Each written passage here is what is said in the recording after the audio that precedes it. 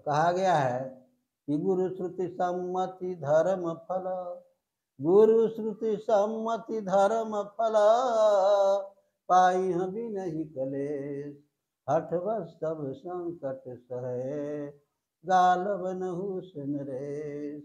श्री रामचंद्र भगवान जी सीता जी को समझा रहे हैं कि आप जंगल में न जाएं। वनगमन के समय का ये प्रसंग है। जंगल में बहुत कष्ट होता है और जिद यदि करोगी तो जिद करने का परिणाम क्या होता है। कहा गया है कि गुरु श्रुति सम्मति धर्म फल, गुरु और वेद की यह राय है कि स्त्रियों को घर में रहने पर ही, घर में रहकर सास ससुर की सेवा करने से सब बढ़कर दूसरा कोई धर्म नहीं होता है।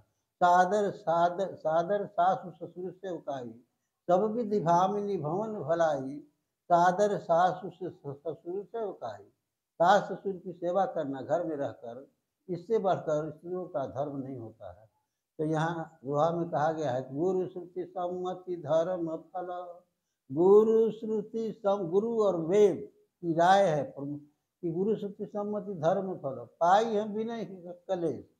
पिताजी को समझा रहे कि बिना क्लेश के, बिना कष्ट के आप घर में रहकर सास ससुर की सेवा करो, और इससे बढ़कर दूसरा धर्म नहीं है। यह वेद शास्त्र की राय है। गुरु श्रुति सम्मति धर्म फल, पाई हम बिनहि कलेश, हठ बस सब संकट सहे, गालव नहुष नरेश। यदि तुम ज्यादा हठ करोगी तो तुम्हारी स्थिति भी वही होगी जो गालव ऋषि को और नहुष राजा को हुआ था। गालव ऋषि का प्रसंग सुनेंगे। गालव ऋषि अपने गुरु के यहाँ पढ़ने गए थे और सभी शिष्यों को गुरु ने कहा कि तुम, जब शिक्षा समाप्त हुई तो गुरु ने कहा कि तुम अमुक चीज लाना, तुम अमुक चीज लाना अपने घर से गुरु दक्षिणा में। गालव ऋषि घर के गरीब थे, बहुत गरीब थे, इतना गरीब थे कि गुरु को जानकारी थी। गुरु ने कहा कि यह तो गरीब छात्र है, यह क्या लाएगा। तो गालव ऋषि ने हठ किया कि नहीं नहीं, मुझे भी आदेश दिया जाए, मैं भी कुछ गुरु दक्षिणा में अवश्य लाऊंगा।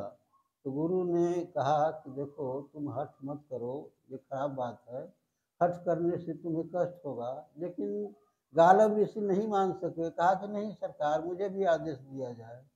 उन्होंने कहा, गुरु ने कहा कि जाओ 1000 श्याम कर्ण घोड़ा तुमको लाना है, यही आदेश होता है। 1000 श्याम कर्ण घोड़ा ले आओ।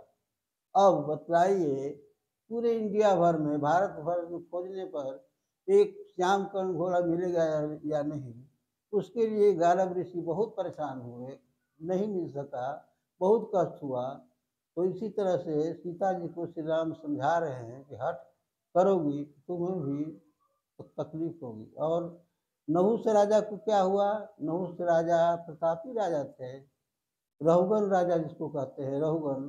तो रहुगन ने क्या किया कि इंद्र की पत्नी से शादी करने के लिए हठ किया कि जैसे हो इंद्र की पत्नी से मैं शादी करके ही रहूँगा। और उसके लिए सप्त ऋषियों को बुलाया और सप्त ऋषि जो संत महात्मा हैं उनको कहा कि पालकी में तुम खींच करके ले चलो। नहुष रहुगन राजा पालकी में बैठे और जिद किया कि हम इंद्र की पत्नी से किसी तरह अवश्य शादी करके ही रहूँगा।